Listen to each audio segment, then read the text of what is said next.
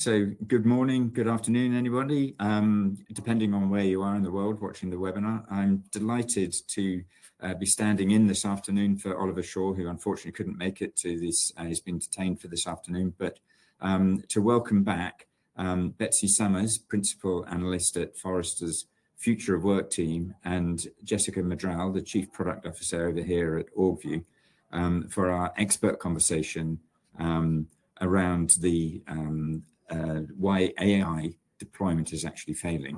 And it's interesting to look into that in a little bit of detail. One of the questions that we've found, we've just been doing some research in the AI space, and one of the items we got is that 92% of organizations have actually invested in AI, but many are struggling to see the meaningful returns. And what we'd like to do today is to drill into that. And an example of that is, 78% of projects failing to either reach beyond proof of concept or fail overall. So what we'll look into is some of the reasons behind that, where people are actually seeing return and where we're actually they're not. We also hear quite a lot of hype around AI replacing jobs. And what I'd like to drill into there is actually, is that really the case? And what is it that people are actually doing in reality when it comes to AI versus the hype that we're seeing in the market? So with that, I'd like to perhaps come to you, Jessica, to start with. And AI hype versus reality, what are you actually seeing in the data around how leaders are really approaching AI at the moment? Thanks, Chris, and it's great to be here. I think there's a situation that's emerged here where we have the kind of noise and headlines in the market around displacement of work and jobs, and the radical shift in sort of requirements of the employee base.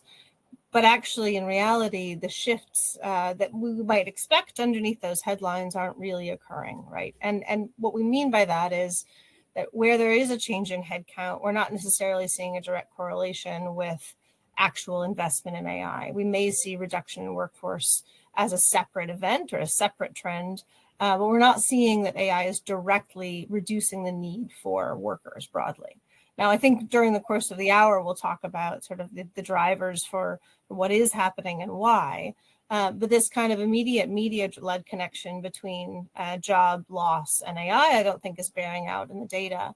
But what is true is that investment continues to move forward. And I think what jumps out to me is that actually what we might be seeing is sort of a FOMO-based investment pattern, right? That we're seeing over 50% of organizations report that they're investing because their competitors are. They're following a trend towards increasing their spend in AI. It's going then, costs are going to need to reduce elsewhere. But there's not necessarily clarity on expected outcome. And I think that piece around, what are we actually trying to achieve could be missing as we think about what the in-depth understanding is around deployment. So I hear and I see leaders really being gung-ho and positive about their investment path and about the opportunity. I would question whether that is sort of underpinned by the specificity of fact that would lead us to be able to say it's successful. And that's interesting. That lack of clarity, I think, is going to come out a little bit in our discussion this afternoon. And that point about what people are trying to achieve. So why do you think, Betsy, there's such a gap between what leaders say about AI and what they're actually doing? Well, I would echo what Jessica was saying just about the mixed messages about what we're actually trying to accomplish and what's driving leaders' behavior. One of the things, too, that I loved reading through the Orgvue research was just the difference between how leaders are making those decisions, whether they're kind of gut choices or more intentional, thoughtful, rational choices about where they're investing AI and why.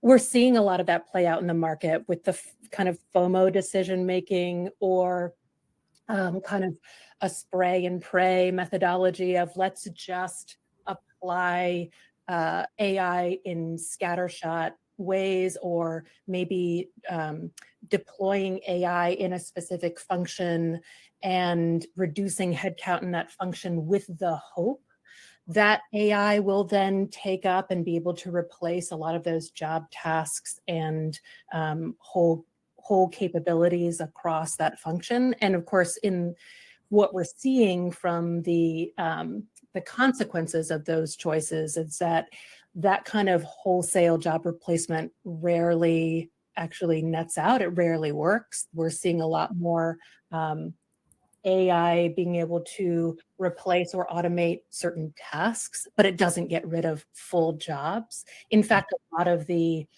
World Economic Forum or even the Forrester data and several other consultancies' analyses of the job change forecasts, like how much AI and automation will change jobs, comes down to a task level, and it's more about augmentation as a story rather than full job replacement.